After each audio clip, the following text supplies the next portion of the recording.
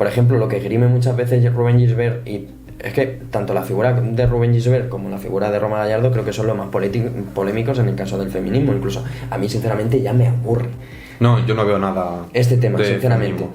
Pero una de las cosas por las que más se le ha criticado es precisamente porque él aboga por decir que en jurisprudencia, cuando tú dices violencia de género, estás asumiendo que el delito es que tú odias a un género u otro, cuando prácticamente nunca se ha podido demostrar eso.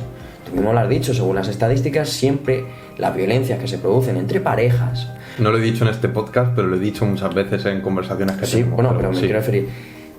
perdón, no te he contextualizado lo suficiente, pero sí. La violencia que se produce entre parejas es precisamente porque no se pueden controlar los celos, porque no... por el hecho simplemente de ser pareja. No porque odies a esa... Hay que entender que es... ¿Quién va a ejercer violencia?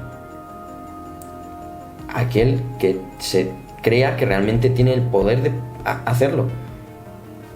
Si es una mujer que tiene más poder sobre un hombre, pues lo va a hacer. ¿Por qué te crees que los asesinos no van a por un supermarine? Porque posiblemente el marine los mate a ellos. ¿Me entienden a lo que me quiero referir? Pero la violencia se ejerce del que puede al que no puede. Ya está. Eso es así. Sí, más o menos, sí. En este caso, sí. Por eso existe la pederastia, por eso tal. Si el crío tuviera dos brazos como tal, no existiría... Porque podría el crío contra él. A lo que quiero decir, que ya me estoy yendo por las ramas y no me estoy expresando como a mí me gustaría.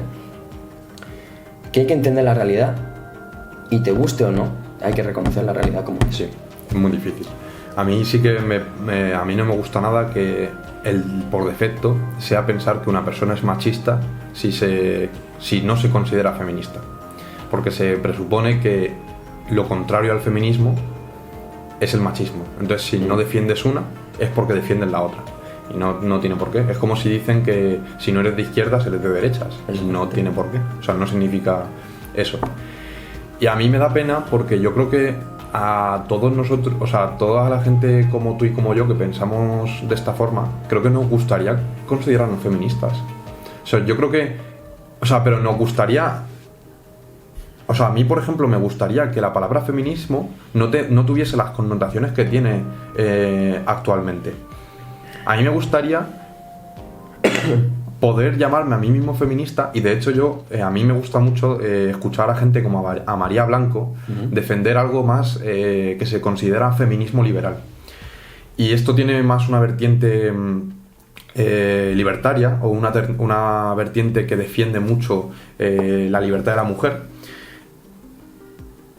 Y no la trata, es que otra de las cosas que no me gusta del feminismo moderno es que trata a la mujer como si no tuviese capacidad de decisión. Eso es algo que me repatea mucho y me da mucha rabia. Es una locura. Por ejemplo, con el tema de la prostitución. Hay un gran debate dentro del feminismo porque hay un feminismo abolicionista que está en contra totalmente de la prostitución y hay otro feminismo que es un feminismo mucho más liberal que está muy a favor de la prostitución. Y yo me quiero suscribir, yo estoy mucho más cercano del feminismo liberal que no de... Vamos a ver, hay que entender que la prostitución en España ya de por sí no es legal, ¿vale? Aún así, tampoco es legal no declarar dinero y pillar dinero en B. Creo que todos lo hemos hecho alguna vez. Sí. ¿Vale? Aún así, hay que diferenciar entre prostitución y trata de blancas. Evidentemente yo nunca voy a estar de acuerdo a la esclavitud, al maltrato, a la violencia, en ninguno de los actos, ya sea por vender su cuerpo, por vender su trabajo, como pasa en países más económicamente subdesarrollados en el que se pone a trabajar a niños y demás. Pero sí voy a estar siempre a favor de la libertad de cada persona.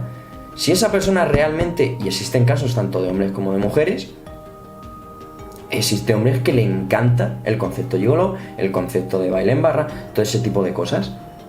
Igual que existen mujeres, si lo quieres desarrollar, adelante. Tú serías un muy buen gigolo. Out of context. Esto, ¿sabes lo que te digo en los extractos?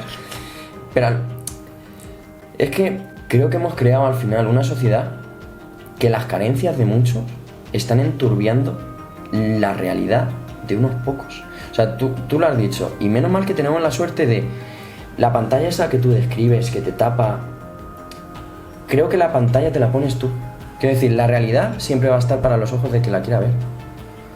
El problema es que hemos construido una sociedad, por ejemplo, las típicas charlas que se dan en los colegios de adoctrinamiento, en cualquier de las cosas, tanto en política como en el tema de feminismo, que es el que más candente está, para intentar inculcar cosas que muchas veces no se atienden a la realidad.